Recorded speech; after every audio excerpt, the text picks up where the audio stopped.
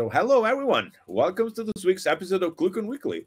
This week, joining us is Patrick Watson from Cavell Group, a firm specializing in market analysis and communications market. And I'm super excited to hear all about you and your company, Patrick. Oh, well, Luca, first of all, thanks for having me on. Yes, my name's Patrick Watson. I'm a senior analyst here at Cavell Group. I've been here coming up to 3 years now. Prior to that, I was a technology journalist. So I've moved from the journalist side to the dark side of industry, the industry analyst world. But Cavell Group, we are a research and consultancy firm specializing in cloud communications market. So Cavell's been conducting research for about 15 years, and that grew specifically out of cloud-enabled, effectively telephony users. So anyone using a hosted or cloud-based PBX system, we wanted to try and provide market data as to how many users there were across different territories and in different segments, all of that sort of side of things. So we've got market data. And since then, we've branched out into a number of sort of key areas, cloud networking, which is important for service providers and telcos, but also wider areas like contact center and collaboration, because the pandemic pretty rapidly accelerated that market. So I focus a lot on Microsoft Teams. That's another area of focus. So yeah, research and consulting firm. We also, on the consulting side, we do a lot of due diligence in the market as well, both commercial and technical due diligence for mergers and acquisitions. So yeah, that's pretty much a Cavell Group in a snapshot. So I'm curious about, let's start from basics. This podcast is usually about open source and software and development. And some of the audience might not be very well familiar with what it means to be a market analyst. So what's your job? I mean, what do you do precisely? You look at trends. What's happening in your everyday life? Yeah, Patrick, do you do anything for your job? Yeah, so yeah, it's a really interesting question. So obviously, there's different facets of this. So as I said, at Cavell Group, the majority of our time we spend assisting our customers. So they might be customers that buy research from us or consulting customers. So they might be a particular telco in the US who wants to know the size of the market in a particular segment. So we spend sort of day to day both conducting our own research, which involves speaking to industry stakeholders, but we also do enterprise focused research. We've just commissioned a study of over 2,000 businesses across North America and Western Europe about their sort of technology buying habits, what they're buying, why they're buying it, where they're buying it from. But we also, obviously, we have to have our pulse on the industry. So we spend a lot of our time at different industry events, finding out what all the vendors are doing, what they're developing. And then, of course, as you said, sort of analyzing trends within the market, how those are affecting both vendors and also any sort of channel audience, go-to-market organizations in terms of partners, but also how that's affecting end users. So it's sort of a combination of looking at our own research, speaking to customers and finding out what are the sort of key areas that they want to know, and then trying to translate all that into consumable content. As you guys know very well, content is king. In terms of research reports and also articles, and we do our own podcast and that sort of thing. So it's a really varied role, but effectively it's looking at both data from a quantitative side, so just on the numbers, and also qualitative. You know, what are customers, vendors, technology users saying within the market that's impacting their use or their sale or their development of technology systems. So it's multifaceted, effectively. Yeah, that's, I mean, super interesting. I mean, I am a solutions architect, so I operate at the intersection between engineering and sales and marketing and all in between. So yeah, I work a lot with business analyst content. I need research to fuel everyday work. So I think it's a really interesting field. Almost one I'd like to go into at some point. So, Well, it's an area in my previous life before I was a technology journalist. I worked. I was in sales within the IT sector within the UK, and I must confess, Luca, I wasn't technical enough, probably as you are, to be a sort of solutions architect, and I wasn't ruthless enough to be a good salesperson. So Oh I yeah, managed to fail at both sort of tasks. But yeah, so I understand sort of background, and yeah, you're right. A lot of our work is effectively justifying or trying to quantify market size, because if you, Luca, you want to develop XYZ product, ultimately you have to be able to show the people, that are commissioning that work, that it's going to be viable and it's going to turn into a product that'll hit a commercial segment of the market. So we spend a lot of our time market sizing. That's a key aspect in terms of opportunity and across those different trends. So yeah, it all ties together: sales and market intelligence and the technical sides of all of those. for sure. Yeah, it's an interplay. You're right. And when you're developing a new product, the important thing is that you do marketing experiments, you can do interviews, but in the end, you have to have some market impressions from professionals, because you can't speak to everyone. And I've seen people completely miss the target by interviewing the wrong people in good faith. Like, you just go to friends, and friends tell you it's a great idea. Turns out it wasn't. Yeah, absolutely. Or you just, develop something completely in isolation and think, this is a great idea from my perspective, but it turns out absolutely nobody in the market wants it. Or it's at the point where what you're able to develop is at a commercial point that it's not going to be viable for anyone anyway. So Yeah. I think that's a really interesting point. Is not only, I think you very astutely, who, as you said, who you ask is very important, but also what you ask and how you ask. And as I said, we've just commissioned an enterprise research study, and the phraseology of questions for surveys is incredibly important, and making sure that the sort of wording is understandable is a really interesting aspect. So I think you're absolutely right. Targeting that sort of market intelligence, information gathering piece is vital everywhere. So I think there are two tracks here. One that might be interesting to one crowd, and the other might be interesting to the other crowd. Let's start with one. So first track I'm thinking of is, what are your impressions on the market currently, and where are we heading? Considering that I've seen some kind of contraction of remote work solutions, a lot of companies have actually been scaling back. You've seen that recently. Could look like they needed more resources than they actually do. So that's the first thing. The second is, as a startup, I'm thinking about a new idea. How do I validate it properly, not only through speaking to friends, but what will your organizational idea like? Where would you start? But first of all, is the market heading the way we were thinking, or what's going on? Yeah, I mean, it's a really interesting time in technology markets generally. If you look at the big public vendors in terms of their valuations, there's been a real impact there. And I think one thing that we can never ignore within technology, and that we don't ignore within our reports, is sort of the wider macroeconomic circumstances, which is always very, very boring. I did economics at sort of a junior education level in the UK, and was not capable of keeping up with the various theories of Keynesian economics. But the wider economic circumstance and situation really does impact technology markets. So you're right. I think first of all, there's that we are effectively, it looks like most advanced markets globally are going to enter some sort of recession.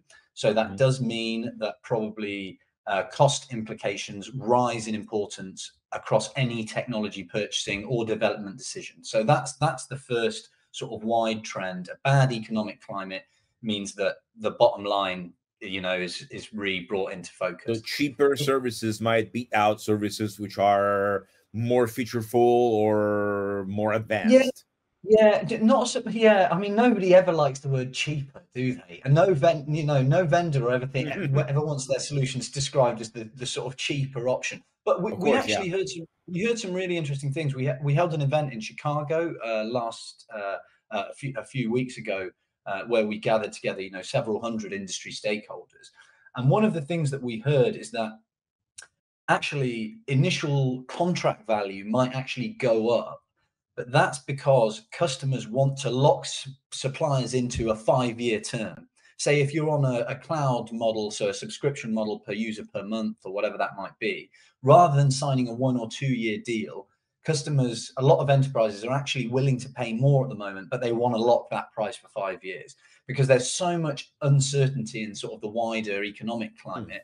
They want that security of having a sort of stabilized price for 5 years. So although you might think, oh, everyone wants to pay less, actually it's more the security and the sort of predictability of ongoing sort of capex, opex rather, that everyone wants. But yeah, so that's a really interesting point.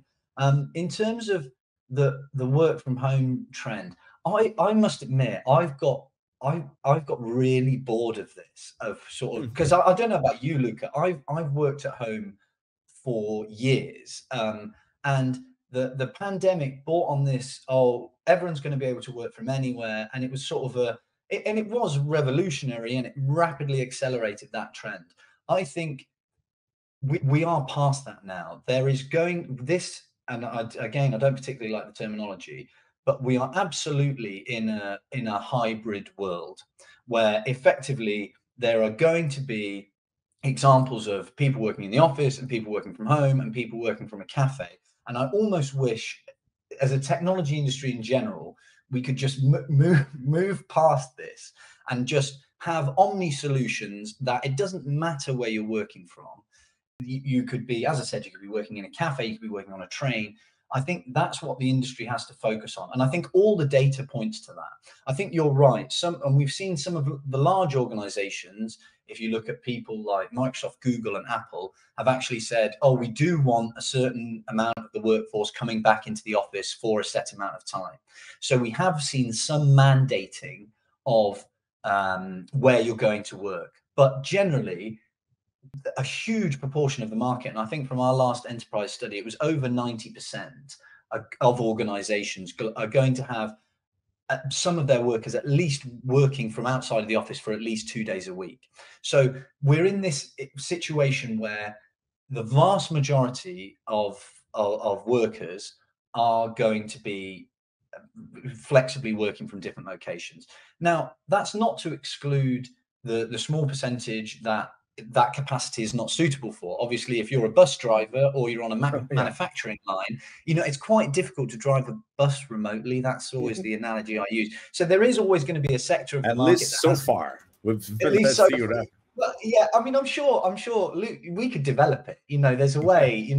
We could have some sort of, remote bus, but at the moment, it's not sort of viable globally. But I think there's always going to be that percentage that are on site. But I think generally, the technology industry just has to accept that the solutions have to work from anywhere, whether you're in your place of work, wherever that is. And I think we should just all, rather than necessarily worrying about what proportion of the workforce is going to be in the office, what proportion is going to be working remotely, let's just have a sort of omni suitable set of solutions that would work across any site.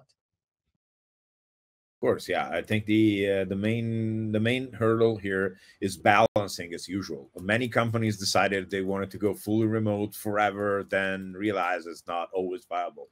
At Signalwire, we've been fully remote since day one. We actually have a couple offices, but there's like 3 people in each out of over 100 at the company. But it's not for everyone, and it's not for every line of work. In sales, I can tell you, people are starting to want to meet face to face again. I mean, traveling far more, and it's not always doable. I think that in general, some of it is going to be here to stay. Like, you're never going to be able to convince developers to come to the office back ever again. That's just not going to happen. No, I completely agree. And there are, like we were saying, the different specific job types, and you mentioned sales. There is. And we did some enterprise research in terms of, it was looking at contact centers, so the way businesses communicate with their customers, whether it's B2B or B2C. And effectively, there is always going to be some requirement for face-to-face communication, in-person communication. And I think that, as you said, that's never going to go away. I think even if we look, miles into the future at sort of the metaverse and you and I meeting in a virtual reality aquarium, it's never going to be quite the same as Patrick and Luca in a room together talking and chatting. So you're right. There's a lot of scope there. for improvement, but generally there's always going to be some capacity for either working in set locations or meeting face to face. Yeah. So about the second train of thought that came to mind, Yeah. you do a lot of due diligence. Of course, you probably consult with markets and acquisitions firms and VCs and all stuff. And what if I have an idea? I'm a startup that's I know a lot of startups who really are two people, usually one technical and one either sales or operational, whatever, and they have a good idea and maybe a prototype. But how do you validate that according to your usual procedure? Like, how would you get started? That is a really interesting question, and most of the consulting we do on commercial and technical due diligence is already for relatively established businesses where they've already gone through that startup and development phase, and they're effectively they're conducting business. However, I think the startup question is really interesting. So, I mean, my first point of call from sort of a market researcher is the particular market you're going in. Obviously, it would be great to have market sizing, to know what sort of size the market is, both in terms of potential customers, but also potential revenue as well. That's important. But I suppose that is more difficult if effectively if it's a brand new solution that no one's necessarily seen in the market. How do you size that particular type of product? And I think there are particular investment firms, there are consultancy firms that specialize in that initial startup area. And I think the one sort of key piece of advice I would give on this is real market research, understanding, first of all, are there any other products that are in my space? What other similar products are there in that space? What does the market look like in terms of sizing, and what are the typical go-to-market approaches within that sector? And then with that information, effectively, you can try and tailor your own development to fit that. But I think in terms of proof of concept and that sort of thing, you're probably, I suppose you're right. At first, you're trialing it with either friends, families, or acquaintances. But then after that stage, you probably do have to look to external consultancy in terms of speaking to the experts of saying, is this a viable product? Is there a market opportunity for this? And then the market research around what does that particular market look like? What's the size and what's my best approach to take? But I mean, it's really interesting because you would look at industries that have been really badly disrupted by tech startups, and the ones that immediately come to mind are banking, with all the new e-banks that have risen and massively disrupted that space. And that example that's always cited is, you know, something like Uber in transportation, where it completely disrupted the market by taking a different technology-led approach to it. So something like that is when you realize what the size of the market is, but you take a completely different go-to-market approach, and that can be as revolutionary as the solution itself is the sort of go-to-market. And ultimately, those real disruptors, you look at Uber, you look at Airbnb within hospitality, that was all about radically transforming the user experience for you and I, and therefore capturing a huge scale of the market directly. So I think first of all, market intelligence, understand what you're going into, and then carefully consider the sort of size of opportunity and your approach with your go-to-market. That's the first thing. A lot of people have good ideas, but they're not disruptive enough to truly be something that will be interesting to VCs, which is probably another question I have for you, since you mentioned doing due diligence and the kind of, what do you look for when you're helping a company? You probably work with the venture side and the mergers and acquisition side more than the startup side. So what do you look for as indicators that a company is looking good? Yeah, Again, well, it's a combination of both startups and established businesses, and we work with obviously venture and private equity, and cross industry acquisition, and the consulting team, which is made up of our executive director Matthew Tannand, who has a consultancy team underneath him. Well, I've worked on quite a few consultancy projects in terms of M&A, and we also do some really interesting stuff where businesses might not be for sale already, or a startup might not be for sale, but they'll come to us or another consultancy firm and say, what do we need to do to make sure we're ready? Oh, nice. And I think, unfortunately, Luca, the really sort of boring, unsexy thing about this is making sure your business is in order.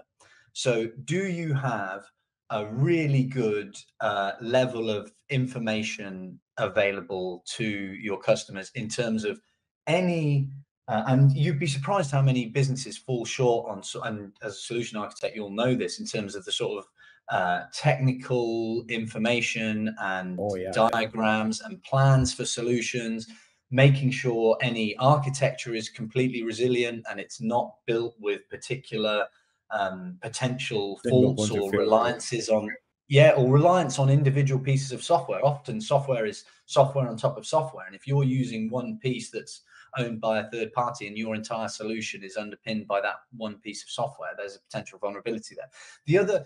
The other thing, obviously, is sort of financials, which is always important, just to make sure that you can prove all of the information and the books and everything on top of that in terms of your finances. The thing that always really interests me, and I think a lot of businesses fall down on, is on the people side of things.